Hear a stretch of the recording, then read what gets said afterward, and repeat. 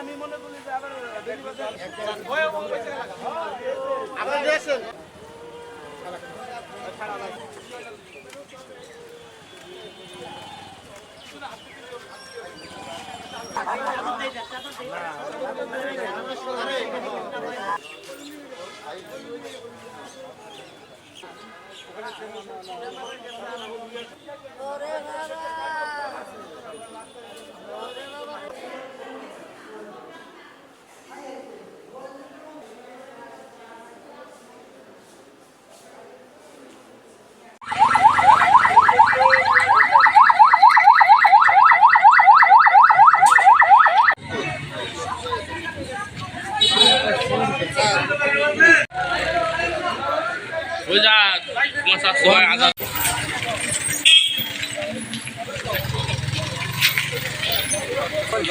মোরশো কয়জন তো ভাই? 2 জন।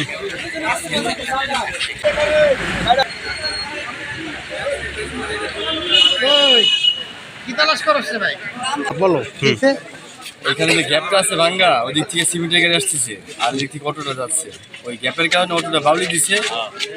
অটোতে আবার এক মহিলা ছিল প্রেগনেন্ট, যার কারণে আর কি ওই গ্যাপটা বাঁচানোর জন্য ডাইনে বাউলি দিছে। আর ট্রাকটা হয়তো ফলো করে নাই, ওই মুখোমুখি হওয়ার কারণে বাড়ি খেয়ে ট্রাক ওই বাঁচানোর জন্য ট্রাকটা কিন্তু চেষ্টা করছে। ট্রাক খাদে চলে গেছে, বাড়ি খেয়ে অটোটা দোলামুছ হয়ে গেছে। আর যাত্রী যারা ছিল, মহিলাটার মোটামুটি ডাইন সাইডে পাও নাই বলে চলে।